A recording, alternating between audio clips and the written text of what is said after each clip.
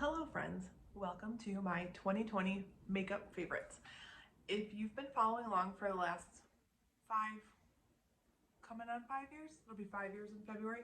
I think I've done a favorites, year-end favorites every year since 2015, minus 2017. We all know why. So anyways, I've already started this video once and stopped it. I've moved location several times and here we are. I am in my dining room. Welcome.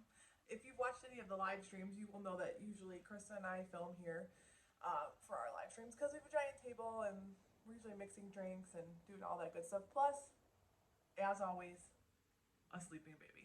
So whenever I film up in my dressing room, she wakes up. So we're down here for safety. So without getting too rambly or crazy, how is your 2021 going? So far, so good. I haven't left my house, so maybe that's the key. I don't know. But let's get into it. Let's start first with my favorite face products. And what I mean by face products are foundations, bronzers, blushes, anything like that that you would slap on your face. So this will come as no surprise, but my favorite foundation of the year was the L'Oreal Age Perfect Radiant Serum Foundation. I love this. I've used it consistently since I bought it in like June. I do have a full video on this, which I can put in the eye if you would like to watch my review of it. I recommend it for anyone, but I am a mature lady of a certain age and it looks great on my skin. So much so that even I didn't wear it for a little while and even my wife was like, "What's on your face? It looks great," when I wore it again. So she notices. You know it's good. So that was my favorite foundation of 2020. Now, I'm sorry if these are repeat offenders, but that's just where we're at. Sorry, I thought I saw something move over there and all of my animals are contained. My dogs are in my like 4-season room. The cat is sleeping on the couch, so yikes. Anyways, some of these are going to be repeat offenders because I don't buy a lot of makeup anymore.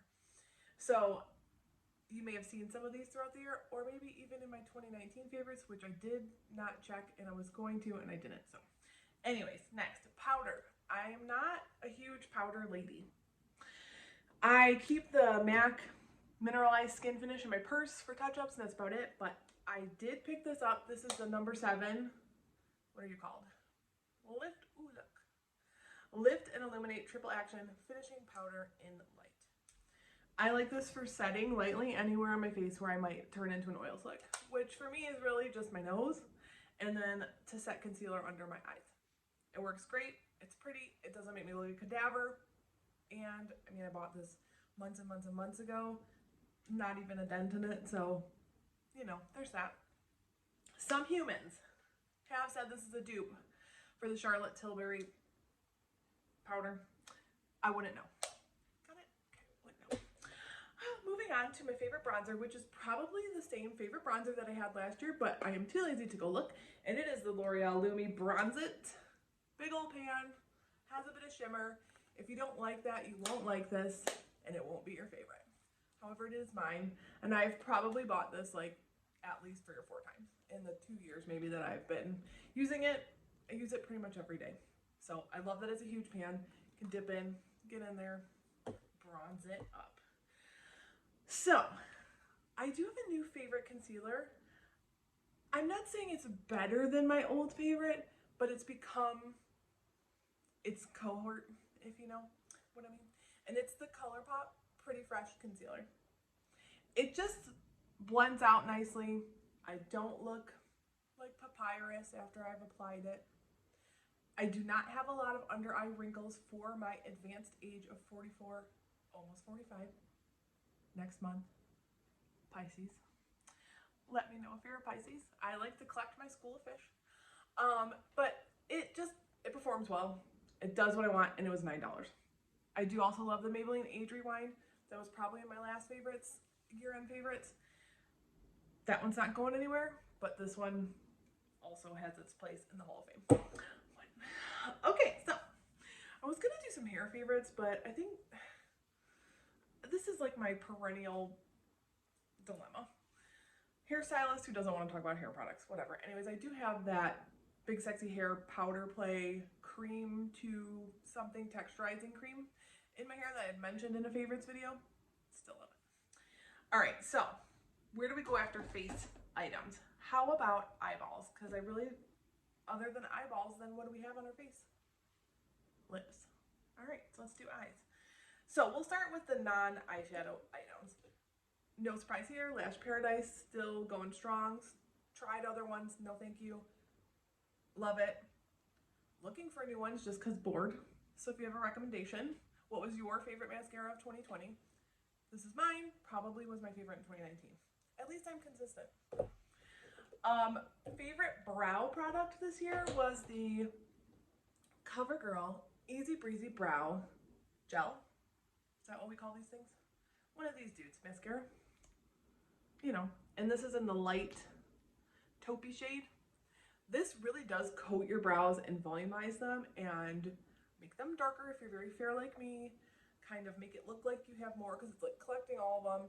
And on like my easy makeup days or no makeup days, I'll just put this in there and I don't feel quite as like a mashed potato because I don't feel like I have like very defined features. So if I don't like at least do something like that, I don't have a face. So this I've repurchased throughout the entire year. I don't think I used anything else in this category of product besides this. Now, I do not think I've talked about an eyeliner in a very long time because I stopped wearing liquid eyeliners or any of eyeliners really for quite a while because old and just especially this year, like I wasn't going anywhere. But I don't know why I bought this. I think somebody recommended it and I actually did use it. The times that I put on liquid liner, I did use it. This is just funny to me because back in the day, my like holy grail liquid liner was the Lancome Art Liner. Anybody? I went through that, but it was like $27 or somewhere near $30. And I would have to buy it multiple times a year. Then I started using the Trooper liner from Kat Von D. Stopped using that, I think just because stopped wearing eyeliner. So I picked this up. It's the Wet n Wild Breakup Proof Waterproof Liquid Eyeliner. It's this guy. It has a felt tip, which I prefer over like the inkwell kind of like brush situation. I don't remember how much this was, but probably around $5. For what it is, it works great. And for the amount of time that I might actually put on a liquid liner. Like today I have kind of a smoky eye, but I have no liner on. And that's kind of what I usually do nowadays in the over 40 club. But anyways, if you're looking for an affordable, good, black eyeliner, this one, the Wet n Wild Breakup Proof Liquid Eyeliner. Okay, so this is always like, I feel like everyone's favorite part, eyeshadow. Now, I did not buy new eyeshadow probably from sometime in 2018 until maybe at a point in late in 2019 I might have got something or bought something, but I did this year buy a few new things. And I think I'm going to do a whole video on my newest eyeshadows along with like if I'm going to declutter any of my old palettes that I still have, which if you want to go back in the archives, I have several declutter videos. I probably whittled down from 80 palettes to, I would say I have about 20. But I've gone from buying large palettes, like I have a couple Morphe palettes I still have because one is very neutral, one is just bright colors. So that one comes out at like Halloween. The neutral one I don't ever use. I don't know why I still have it. Just, I feel weird. But I've pretty much gone from buying large palettes to small ones. So these became my favorite of the year probably. If I'm being honest, like what did I use the most were these e.l.f. bite-sized palettes. This is the color story that I use the most. It's called Rose Water. And it is like that mauve-y, purpley. This is like my everyday go-to shades. Like if I'm going to just do a quick eye, I will just put this over my lid, fluff it out with a brush, call it a day. Those are always my jam, like that tone. So it's not surprising. These are $4.99. You can use this as a liner. You can, blend with this or use it as a crease color and use this as like a topper or just to like pop the middle. There's, I think like maybe 8 different color stories, and I have 3 or 4 of them. I have 4. I have this one, I have the berry one, I have the pumpkin spice one, which is really beautiful, and then I have the truffle, which is probably my second favorite. It has like some neutrally browns and then a really unique shimmer color in it. So the e.l.f. bite-sized palettes, probably my favorite eyeshadow purchases of the year, just because they're so affordable and they look great. I did do a little splurge. I think that I mentioned this in the live stream when we did the election night live stream. If you want to laugh, go rewatch that. I picked this up. It's the Natasha Denona Mini Glam. It's a 5-pan palette for $25. So if you've never tried her shadows, which I had not, this is the way to go. There's a couple different color stories of these, but this is the most probably neutral. And again, I bought it for this like taupey shade because we all know I love taupe. It does pull more warm, I feel like, and this is what I'm wearing on my eyeballs today, so I will show you. Super easy to blend, pretty dramatic, but not like too much work. The colors are, I think, flattering for a lot of eyeballs. So for $25, you get this little pan and 5-pan shadow, and I think, I mean, what more do you really need? There's not much. So that's kind of where I've moved, is like the smaller palettes, because then you have more chance of actually using them up and not wasting them. And I'm all about that. And they're small, and I'm trying to, well, actually I'm hoping to redo my room. I think I've been talking about this since I moved in 2017. Because when I lived in Michigan in 2017, I had a studio, Krista and I did, in my basement of my old house. And so ever since I've moved, like I've just been talking about like, where am I gonna film? But actually we have like an extra bedroom here, and it's like my dressing room because we live in an old house with tiny closets. So like all my clothes and stuff are in there, and that is where I film sometimes. But we were looking at getting some new furniture in there because the furniture we have is like an older set that my wife had, and it's just really big and bulky. It doesn't fit here. I mean, I don't really think it fits many places. So we want to like get smaller pieces of furniture, and we've whittled down like what we own. And I've whittled down so much of my shoes and my clothes and my makeup because I'm not playing in a band anymore. I'm not really working. I do work a little bit, but it's out of my house. So like I'm not getting dressed up. I don't have the need for all of that. And it just feels better.